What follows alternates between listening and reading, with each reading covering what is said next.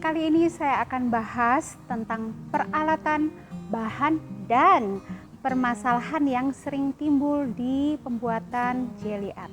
Saksikan terus.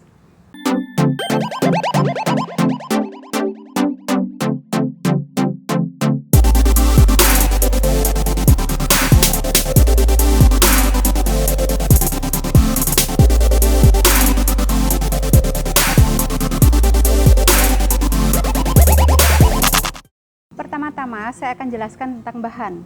Banyak sekali pertanyaan, kenapa hasil jelly art saya tidak tampak bening? Oke, saya jelaskan ya, karena patokannya yang dibuat perbandingan itu adalah hasil dari buatan di luar negeri. Nah, tentu saja bahannya itu beda. Kalau aslinya kreasi ini namanya adalah gelatin art, sudah tentu bahannya adalah gelatin. Sedangkan gelatin di Indonesia itu beda, hasilnya dia warnanya kuning dan tidak bisa sebening yang di luar negeri. Oke, tinggalkan gelatin, sekarang kita bandingkan dengan kreasi di negara yang menggunakan jelly. Sama-sama jelly, tentu saja itu beda komposisi. Saya sudah coba ya keliling ngajar di Singapura, Malaysia, Vietnam ya. Dan itu memang hasilnya beda. Memang di sana lebih bening, tapi teksturnya lebih keras ya. Jujur kalau untuk tekstur itu beda banget ya. Jadi kalau saya lebih suka Nutrijel ya.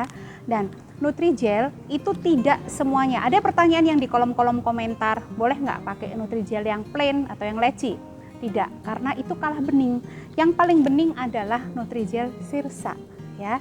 Jadi saya selalu sarankan menggunakan Nutrijel Sirsa. Dan ada juga pertanyaan yang untuk suntikannya itu bolehkah menggunakan merek lain, karena yang saya gunakan hanya selalu merek Agarasa. Kenapa? Karena Agarasa itu lama mengerasnya dan dia biarpun sudah keras ya, beku istilahnya, itu masih bisa dipencet di jarum suntiknya, nggak mungkin mampet ya.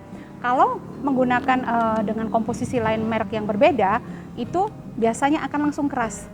Nah, ini kelebihannya Agarasa, dia tetap lembut biarpun sudah beku ya. Dan ada juga pertanyaan yang begini, kenapa kok gak ada gula di resep yang ini? Jadi silahkan lihat di video yang ini ya, bahwa tentang resep base dan isi suntikan. Saya tidak menggunakan gula memang. Karena apa? Karena kalau baru belajar kan lama nyuntiknya. Otomatis isi suntikannya kan harus dipanasin lagi kan. Nah, ketika proses manasin itu kalau ada gulanya dia tambah lama, tambah coklat. Jadi saya skip gula ya. Toh ketika dimakan tidak akan berasa kalau isi suntikannya hambar ya. Jadi saya gunakan sekali lagi tanpa gula. Dan ketika ada lagi juga pertanyaan begini, ketika ini sudah beku, apakah boleh saya sistem steam? Jadi di steam terus di kukusan. Ada kan yang jual kukusan-kukusan gitu. Jawaban saya tidak juga. Karena apa? Karena ketika dibiarkan di kukusan gitu, dia teksturnya tambah lama, tambah padat, dan otomatis warnanya juga tetap akan tambah coklat biarpun tanpa gula. Karena dia dipanasin terus ya. Dan sebetulnya bukan isi suntikannya cepat keras, tapi memang kita kerjanya yang nggak cepet. Karena baru latihan kan, baru belajar, belum bisa cepet. Kalau sudah cepet ya, sudah bisa, kita bikin seperti ini aja paling cuma 10 menit 5 menit udah kelar ya. Jadi udah pasti dong ininya belum beku ya kan. Jadi kuncinya adalah memang kita harus cepat. Kalaupun memang masih lama, lebih baik dipanaskan ulang daripada di steam, sambil steam, karena dia akan merubah warna ya. Nah, lalu untuk susu, banyak juga yang nanya begini, kalau mau hemat bolehkah saya pakai susu bubuk atau susu kental manis? 1 kaleng. Memang harganya susu kental manis 1 kaleng dan ini susu full cream memang lebih mahal susu full cream. Jawaban saya juga sama, paling bagus pakai susu full cream. Karena apa? Karena ketika dipanaskan dia warna susunya tetap solid. Kalau pakai susu kental manis atau susu bubuk, ketika kita panaskan ulang dia tambah lama putih susunya itu agak pudar, jadi semakin agak transparan seperti itu ya. Jadi saran saya susu full cream. Oke. Nah, sekarang ada lagi pertanyaan soal pewarna. Ya, pewarna memang warna makanan kalau tidak luntur malah harus dipertanyakan ya. Jadi saya selalu menggunakan pewarna yang food grade dan memang saran saya adalah yang oil base, bukan water base. Kenapa? Karena kalau water base secara logika aja dia base-nya kan air. Dia akan menyatu otomatis kan sama jelinya. Jeli kan dari air juga. Jadi dia akan lebih cepat warnanya lebih blur seperti itu. Jadi trik supaya warnanya lunturnya bisa ketutup adalah dengan memberi penambal atau yang baliknya itu ya, penambal yang dibaliknya itu dengan warna yang gelap atau sama. Jadi misalkan nih saya punya contoh. Saya bikin warna merah ya kan. Warna merahnya ini dia akan blur. Oke. Supaya tidak kentara blurnya, menambalnya adalah dengan warna yang gelap. Semisal kita menggunakan Nutrijel coklat atau Nutrijel cincau atau justru dengan sama-sama warna merah ya. Selalu gunakan Nutrijel dan untuk warna merah gunakan Nutrijel yang delima. Lalu ada pernah lagi pertanyaan seperti ini, kenapa warna Nutrijel delima saya merahnya tidak bisa bagus ya? Karena apa? Karena dikasih susu. Jadi sebetulnya kalau kita mau ngasih penambal warna merah jangan pakai susu sama sekali, tapi hanya air. Jadi dia merahnya malah bagus. Kalau dikasih susu merahnya jadi muda ya, dan malah akan kelihatan tetap blurnya akan kelihatan dari suntikannya. Jadi penambalnya adalah merah tanpa susu, jadi bagus ya. Jadi blurnya nggak akan kelihatan ya. Lalu ada lagi pertanyaan, kenapa saya suntikannya kok kesannya butek sekali ya, padahal udah ikut resep dengan benar. Oke, memang Nutrijel sisa tidak bisa seperti saya tadi jelaskan di depan, tidak bisa sebening produk-produk dari luar negeri ya. Tapi itu ada lebih ada kurang. Kalau yang di luar negeri taste-nya menurut saya mah kurang ya. Paling enak mah Nutrijel ya. Nah, ini supaya kesannya bening seperti ini, kita nyuntiknya harus dekat dengan dasar. Semakin kita bisa dekat dengan dasar, ketika dibalik dia akan dekat sekali dengan permukaan. Jadi kesannya base-nya adalah bening sekali ya. Jadi memang kita harus belajar nyuntik dekat dengan dasar. Oke. Lanjut ya. Sekarang alat. Oke. Ada yang nanya, kenapa saya kalau manasin susu gosong? Padahal sudah ikut aturannya, setiap manasin ditambahin air putih sedikit sekitar 2 sendok makan. Karena apa? Pertama, karena pancinya menggunakan stainless biasanya ya. Jadi saran saya pancinya justru panci aluminium, tapi aluminium yang tebal ya. Jadi dia nggak akan gosong. Dan selama proses manasin itu harus selalu diaduk. Yang sering salah ngaduknya pakai sendok sayur, padahal harusnya yang benar pakai whisk seperti ini ya. Jadi kalau bikin puding nih, ngomongin puding lah semua, paling bagus ngaduknya pakai ini, bukan pakai sendok sayur atau centong kayu ya. Jadi dia tidak akan gosong. Oke. Lalu peralatan selanjutnya yang sering juga beli loyang di mana ya yang tidak bocor. Oke. Untuk bikin kanvas seperti ini, kalau baru belajar ya bisa pakai toples kue kering seperti ini ya kan. Karena apa? Karena kita bisa intip gitu ya kan. Nah, kalau misalkan toples kue kering kebanyakan bulat nih, bosan, bisa pakai yang hati ya kan, bisa pakai yang oval. Tapi memang kalau baru belajar saran saya jangan bulat, karena kalau bulat ketika disuntik ini jelinya ikut muter ya. Tapi bisa diakalin dengan cara tangan kiri jempolnya nahan gini. Jadi neken, jelinya diteken. Ini jelinya nggak muter ya. Nah, misalkan nggak pakai toples, bisa pakai kontainer box seperti ini. Tuh. Ini biasanya untuk tempat salad. Beli di tempat toko-toko plastik pasti ada. Bisa ini, jadi kita bisa intip. Kan banyak kontainer box yang besar-besar gini. Dasarnya cari yang flat, kan ada ya. Nah, kalau sudah ahli sebetulnya pakai loyang kue seperti ini juga bisa ya kan, loyang kue biasa, tendeng kan biasa. Nah, kita tinggal suntik. Permasalahannya adalah loyangnya sering bocor ya. Kalau udah bocor jangan panik, nggak mungkin dong kita ke toko bawa air dites gitu kan, nggak mungkin ya kan. Nah, sampai rumah dites pakai air, kalau bocor caranya keringin dulu, lalu pakai lem kaca.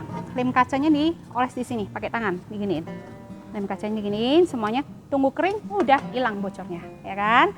Jadi kita bisa pakai loyang dengan kondisi apapun, nggak perlu panik kalau beli bocor terus balikin ke tokonya, belum tentu boleh dibalikin ya kan. Oke, apalagi ya, cup. Kalau saya suka pakai cup seperti ini untuk bikin pewarna-pewarnanya karena dia kecil ya, seperti enak jadi saya nggak pakai mangkok atau saya suka pakai ini, bisa dicuci bisa dipakai lagi. Oke, next sekarang jarum suntik. Oke, jarum suntik sering banget tanya, boleh nggak pakai jarum yang gede? Yang gede itu tabungnya gede. Boleh, cuman genggamnya kurang enak. Jadi kalau saya selalu sarankan adalah jarum yang ukuran 10 mili. 10 mili itu sebetulnya adalah tabungnya ya. Kalau jarumnya ukurannya adalah nih di sini kelihatan tuh 21G kali 1,5 inch seperti ini ya. Nah, pakai ini karena kita genggamnya enak loh ya kan. Kalau terlalu kecil cepet habis, ngisi lagi repot ya kan. Kalau terlalu besar seperti ini, biasanya ini di bawaan yang tool udah dikasih biasanya tabung kayak gini. Ini tuh, alah tuh, saya aja nggak nyampe tuh, gede banget ya tuh, perbandingannya jauh loh ya. Jadi kalau saya memang sarankan yang 10 mili seperti ini ya. Nah, kalau tools nih, tools itu harganya macem-macem. Dari harga saya yang pernah lihat dari 50.000 satu set sampai 250.000 ada. Sebetulnya semua sama, maksudnya fungsinya sama tapi kualitasnya tentu beda, jadi itu selera aja kalau soal tools ya. Nah, lalu balik lagi ke jarum suntik nih, boleh pakai berapa kali? Mau pakai berapa kali pun boleh. Tanda-tandanya rusak apa? Tandanya ketika ditarik begini, dia kenceng banget, seret banget. Jadi artinya karet hitamnya ini udah rusak. Kenapa karet hitamnya rusak? Karena buat menarik puding susu yang panas. Nah, karena dia kena panas, lama-lama dia melar. Otomatis dia keras banget. Nah, itu baru boleh diganti ya. Nah, tetap jarum suntik nih. Saya kalau nyuntik kok sering mampet ya. Kenapa ya? Nah, sebetulnya itu bukan mampet, mungkin takut. Jadi mencetnya lama dong, karena baru belajar kan, mikir dulu lama. Otomatis yang di ujung jarum ini kan ada pudingnya kan, pudingnya beku yang di ujung. Jangan takut. Nah, misalkan nih ada gini ya, dorong aja begini, dorong gini, tuh. Nanti hilang dia, bekunya tuh kedorong ya. Yang sering salah justru mampet malah ditarik. Ketika ada puding susu di dalam sini dan kita tarik, itu ada angin masuk. Nah, kalau ada angin masuk malah nggak bisa didorong lagi. Itu malah bahaya. Takutnya, karena saya pernah kejadian nih di kelas. Ada anginnya, mampet kan? Gini, didorongnya posisi begini, gini. Ininya muternya nggak kenceng, bisa lompat, nanti bisa takutnya ada orang di depannya atau apa, kan malah bahaya. Jadi yang benar tunduk gini lalu didorong ya, jangan pernah narik kalau ada isinya. Oke, nah selesai tentang jarum. Oh iya, sering ada yang nanya, beli jarumnya di mana ya? Di apotek nggak boleh beli, katanya gitu. Oke, belinya itu di toko alat kedokteran atau toko alat kesehatan atau toko printer atau tinta isi ulang untuk printer, karena kita kalau ngisi printer itu pakai tabung suntik ya, jadi gampang belinya. Jangan di apotek, kalau di apotek pasti nggak boleh karena harus pakai resep dokter ya. Nah, lalu untuk air nih, air apa fungsinya air? Nah, nih kalau lihat di gelatin art memang dia pakai tisu karena gelatin beda sama jelly ya kan. Kalau gelatin itu dia cair terus, jadi harus dilap pakai tisu ya kan. Tapi kalau pakai resep kita yang di Indonesia itu pakai sendok karena dia beku, jadi enak bisa dipatahin. Daripada pakai tisu itu lebih poros dan malah nempel-nempel tisunya karena beda bahan, tentu beda perlakuan. Oke. Nah, lalu sekarang apa lagi ya? Kayaknya udah. Oke, kayaknya udah. Jadi saya harap video ini bisa berguna bagi yang sering tanya atau sering menghadapi kendala.